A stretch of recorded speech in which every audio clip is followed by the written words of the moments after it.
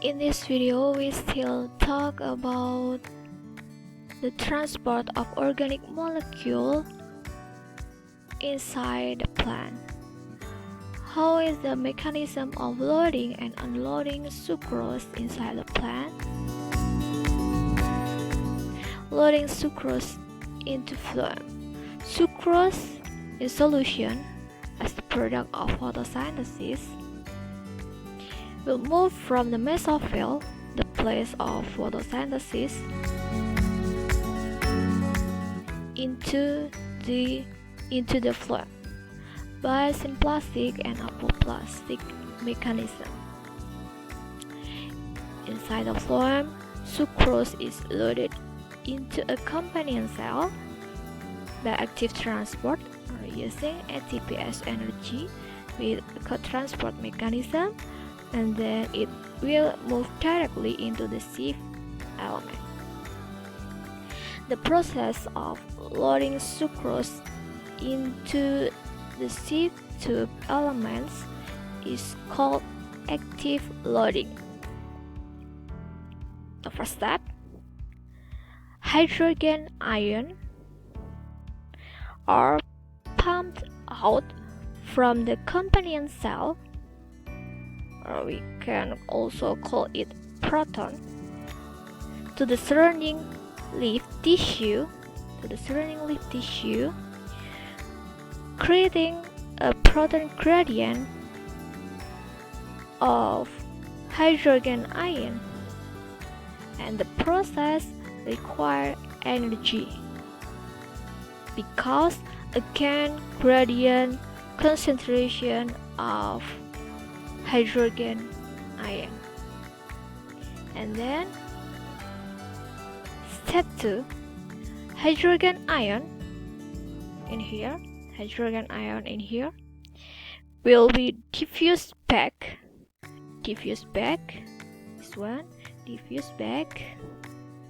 into the companion cell through co-transporter protein. This is protein, co-transporter protein. The hydrogen ion will move through this co-transport protein into the companion cell, and the mechanism is by facilitated diffusion because using protein, and it will bringing sucrose with the hydrogen ion. So when hydrogen ion move to the companion cell by facilitated diffusion, it will bring sucrose too entering the companion cells. Mechanism, we call it co-transport. And then step 3, high concentration of sucrose in companion cells cause sucrose to diffuse. Sucrose will diffuse to the sieve tube elements through the plasmodesmata. Jadi proses dari transportasi sukrosa sebagai hasil fotosintesis dari tempat fotosintesis atau bagian daun yang lain di sel mesofil menuju ke pembuluh phloem itu diawali dengan yang tahapan pertama adalah terjadinya pompa ion hidrogen keluar dari sel pengiring menuju ke dinding sel di sini. Nah, proses keluarnya ion hidrogen ini melawan gradien konsentrasi karena dari konsentrasi yang rendah ke konsentrasi yang tinggi. Makanya prosesnya membutuhkan ATP, membutuhkan energi. ATP akan diubah menjadi ADP, melepaskan energi. Nah, ketika ion hidrogen ini sudah dipompakan keluar, ion hidrogen ini nanti kemudian akan kembali masuk menuju ke sel pengiring melalui mekanisme difusi terfasilitasi melalui protein transport, melalui protein yang kita sebut sebagai protein kotransport. Nah, proses masuknya ion hidrogen menuju ke dalam sel pengiring kembali ini akan menarik juga, membawa serta sukrosa masuk ke dalam sel pengiring. Jadi dalam satu kali proses ini terjadi 2 kali pengangkutan. Nah, prosesnya ini disebut sebagai mekanisme kotransport.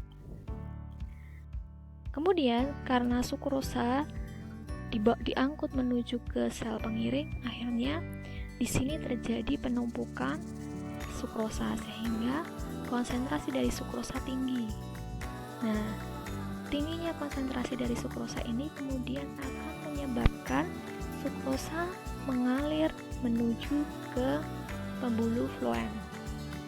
Dia akan berdifusi masuk menuju ke pembuluh floem melalui ini, celahnya ini namanya plasmodesmata. Di video sebelumnya sudah jelaskan ya bahwa antara sel pengiring dan Schiff element itu nanti dihubungkan oleh plasmodesmata. Nah, kemudian sukrosa yang ada di dalam floem ini karena adanya nih ya pressure, tekanan, maka akan terjadi mass flow, aliran massa. Jadi dia akan menekan karena nih ditambahkan air dari luar, dari silem menuju ke floem. Di sini akan terjadi tekanan yang tinggi, tekanan air yang tinggi, sehingga dia akan mendorong si cairan floem ini menuju ke tempat yang lebih rendah tekanannya. Then unloading sucrose from phloem.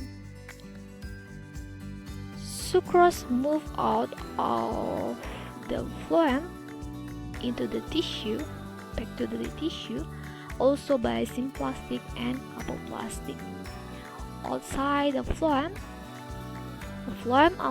unloading requires energy too. The sucrose is converted into something else by enzyme, such as starch and the other kind of carbohydrates. Jadi nanti setelah menuju ke tempat singnya, tempat si cairan floemnya ini digunakan, dia akan keluar dari floem menuju ke jaringan kembali melalui sama mekanisme simplas sama apoplas. Nah, sukrosa ini nanti dia akan diubah menjadi, bisa saja diubah menjadi senyawa lain oleh enzim, misalnya akan disimpan dalam bentuk amilum atau starch, misalnya di umbi tuh. Then next, what are the differences between sieve tubes and sieve vessels? Sieve tubes occurs through the living cells, so it can control entry or loss of solute. If xylem vessels occur through dead xylem vessels. And then the xylem vessels have lignified cell walls, dead cell, so water can flow unimpeded. If in the sieve tubes it don't have. And then sieve plates allow the phloem to seal itself, clotting, similar like in animal blood clotting. In the plant also there are mechanisms of clotting. In xylem vessel, no clotting mechanism. Jadi apa perbedaannya antara pembuluh tapis, pembuluh di phloem dan pembuluh di xilem? Kalau di phloem ini tersusun dari sel-sel hidup. Karena dia tersusun dari sel-sel hidup, ini memudahkan untuk mengontrol ini ya, kadar kandungan dari zat terlarut di dalamnya. Kalau yang di xilem ini dia tersusun dari sel-sel mati. Kemudian di xilem ini terjadi penebalan dinding sel. Yang menyebabkan penebalan dinding sel ini kemudian disertai dengan tadi kematian sel-selnya. Nah, sel mati dan dinding sel yang tebal ini memudahkan air untuk mengalir. Jadi air akan mengalir tanpa terhalang oleh apapun. Sedangkan kalau di sieve tubes dia nggak ada. Jadi dia kan masih memiliki organel sel. Jadi alirannya masih di sitoplasma, masih di ini ya, masih di cairan. Bukan seperti di xilem yang dia itu selnya sudah mati, sudah tidak ada isinya.